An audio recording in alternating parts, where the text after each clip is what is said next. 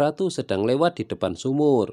Saat melihat ke dalam sumur, Ratu pun terkejut karena melihat raja.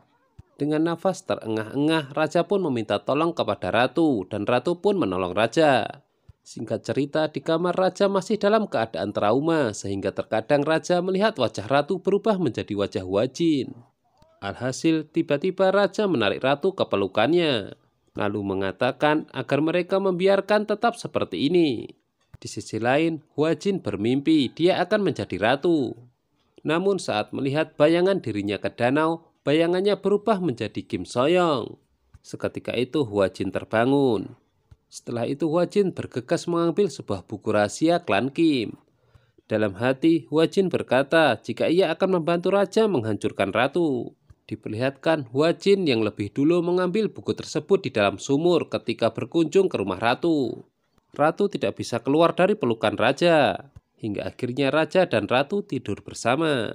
Keesokan paginya Ratu terbangun terlebih dahulu. Ratu tertegun melihat wajah raja. Tiba-tiba raja terbangun dan bertanya apakah ratu yang menyelamatkannya. Ratu pun mengiyakan dan menjelaskan panjang lebar cara dia membawa raja keluar dari sumur. Ayah ratu datang untuk memastikan keadaan menantu dan putrinya. Ratu tiba-tiba teringat akan masa lalu. Saat ayahnya dan Menteri Kim terlibat dalam pengurungan raja di sumur. Berhubung keadaan sudah membaik, raja dan ratu kembali ke istana. Sebelum berangkat, ayah ratu menitipkan putrinya kepada raja. Di tengah perjalanan, ratu sangat senang saat melihat banyak gadis di jalan. Padahal yang mereka puji adalah kegantengan raja. Ratu teringat dengan tugasnya mengenai penobatan selir.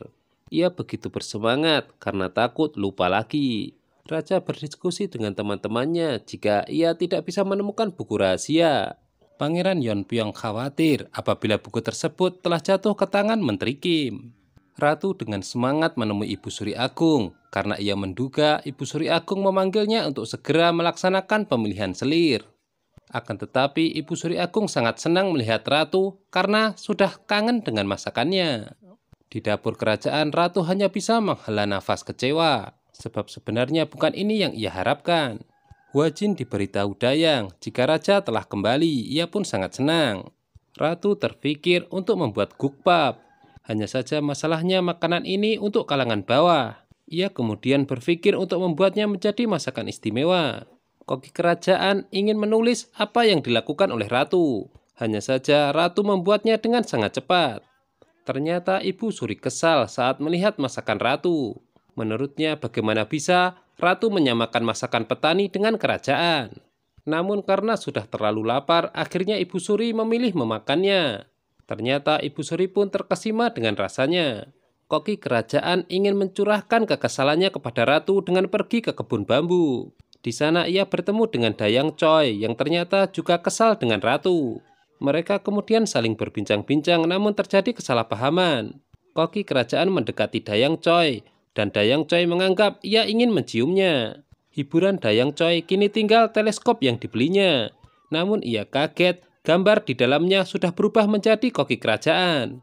Ibu Suri Agung menilai masakan ratu sangat familiar namun asing, asing namun familiar. Tapi hal itulah yang mengingatkannya kepada ibunya. Tanpa disadari, sebutir nasi masih melekat di bibir Ibu Suri Agung. Ratu mengeluhkan tidak bisa bekerja sama dengan koki kerajaan. Di sisi lain, raja sedang merenung di sekitar danau mengenai siapa yang mengambil buku itu. Ratu menghampiri raja dengan anggun. Hal itu membuat raja kebingungan dengan sikap ratu tersebut. Ratu mengaku jika dirinya ingin menjadi ratu yang sempurna untuk raja. Tapi raja justru takut dan menyuruh ratu untuk menjadi dirinya sendiri seperti biasa. Tepat pada saat itu Huajin berada di sana. Ia pun terluka melihat raja memegang ratu. Sementara ratu menjelaskan kepada raja jika ia diperintah Ibu Suri Agung untuk memilih beberapa selir. Pangeran Yeonpyeong berhasil mendapatkan barang milik pelayan Huajin. Beberapa saat kemudian giliran Byong-in yang mendatangi tempat tersebut. Akhirnya ia mendapatkan informasi mengenai siapa yang akan mencelakai ratu. Huajin sedang menulis surat untuk raja. Tak lama dari itu, Dayang memberitahu Pangeran Yeonpyeong ingin bertemu. Dayang Huajin ternyata adalah mata-mata Ibu Surijo. Surat yang dititipkan kepadanya dibaca terlebih dahulu oleh Ibu Surijo sebelum diberikan kepada raja. Huajin menunggu raja dengan membawa buku yang ia ambil dari dalam sumur. Sedangkan raja sendiri sedang melakukan pertemuan. Raja ingin mengadakan acara perjamuan untuk merayakan kesembuhan ratu. Namun hal itu ditentang keras oleh para menteri.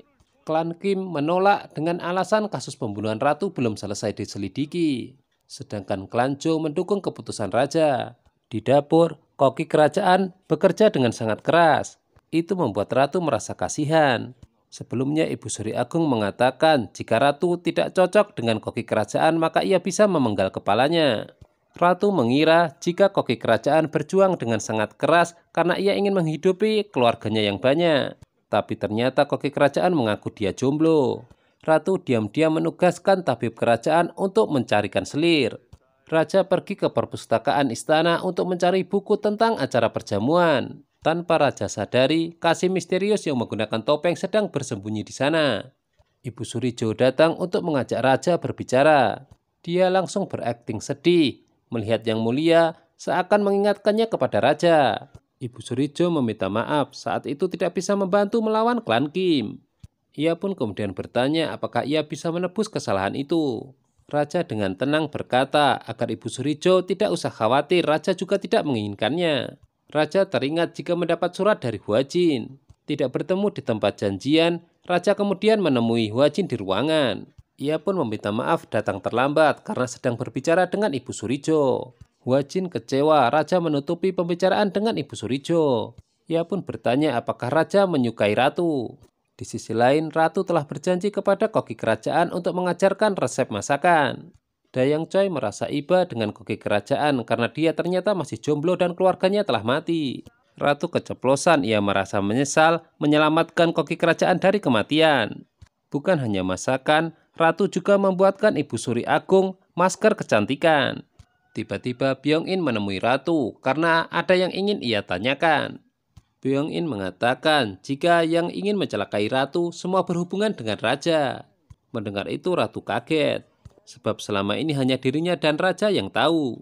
Byong-in merasa kecewa, penyelidikannya sia-sia.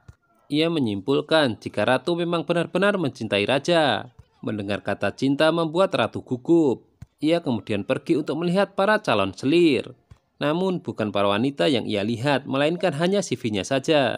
Byong-in menemui Ibu Suri Agung dan mengatakan bahwa raja yang sekarang tidak sama dengan raja sebelumnya. Selain itu, Byong-in meminta maaf atas kesalahan ayahnya.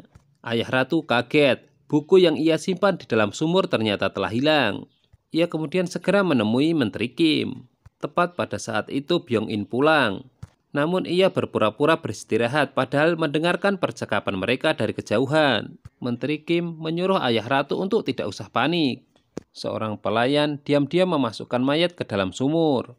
Sementara itu di ruangannya Huajin menangis karena teringat jawaban raja. Ketika itu raja mengatakan jika tidak seharusnya dia jatuh cinta dengan ratu.